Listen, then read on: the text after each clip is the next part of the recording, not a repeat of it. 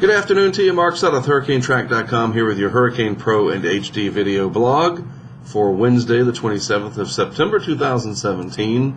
In the good news department, Maria is now moving to the north-northeast, so it's moving away from the North Carolina coast, where tropical storm conditions have been occurring for at least the last 24 hours, and Maria will continue to pull away. It's a hurricane again, by the way, finding a little bit more energy and increasing its convection over here on the northeast side, and it's now a Category 1 hurricane once again, really churning up the ocean, sending a lot of swells and energy towards the coast over here, and some of that reaching the shoreline in the form of large breakers. Rip currents are a big problem, and in some areas down here along the outer banks of North Carolina, especially south of Oregon Inlet down to Ocracoke, we have had some soundside flooding, maybe a foot in some places, 2 feet in some places. Nothing catastrophic, but the economic toll having to ask the visitors to leave does take effects and has impacts here, not only on the economy, of course, but that battering of the beaches over here sets the stage for a vulnerable nor'easter season. And that's not to mention that it is still hurricane season as well. And speaking of hurricanes, this is Hurricane Lee, a small but very robust Category 3 hurricane. And both of these are going to eventually turn out to the northeast and head out into the Atlantic, maybe towards the northwestern portions of Europe, possibly the UK. We'll just have to see how that evolves over time.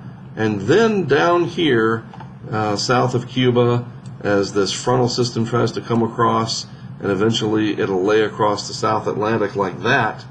Maybe we see something try to develop in this vicinity over the next 5 days. The National Hurricane Center outlining this area right here for potential development, and it's only a small chance right now, 10% over the next 48 hours, 20% over the next 5 days, but any kind of a disturbance or a low-pressure area that develops over here, if it were to impact Florida, that would be very unwelcome for obvious reasons, as people are still trying to recover and rebuild and repair from Irma, roofing and electrical and drying out, you name it. People are trying to get back on their feet and recover from that event there, Hurricane Irma.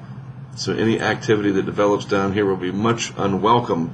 And so we'll have to keep a very close eye on that situation over the next few days. This is what it looks like from the 12Z model guidance today. This is Maria here moving on out. Here's powerful Hurricane Lee also moving out. And then this is the area that we really we're going to need to watch over the next few days into the weekend.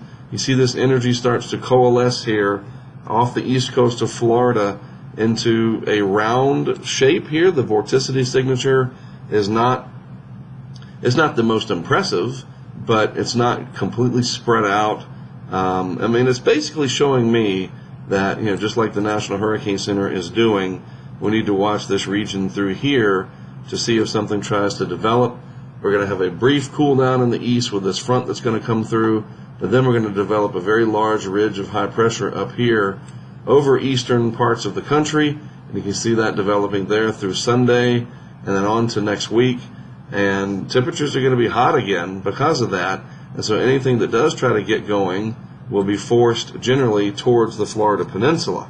So you folks here along the east coast of Florida, and then eventually maybe over to the west coast, and then just all the moisture that's going to be drawn up through here and the incipient stage of whatever this becomes. Very problematic, not because of its intensity, but because of what we already went through with Irma and the recovery process that's underway. Something we're going to need to monitor very closely, and of course we will be doing that. And you have some tools that you can do that with, of course, with Hurricane Pro and HD, so be sure to take advantage of that.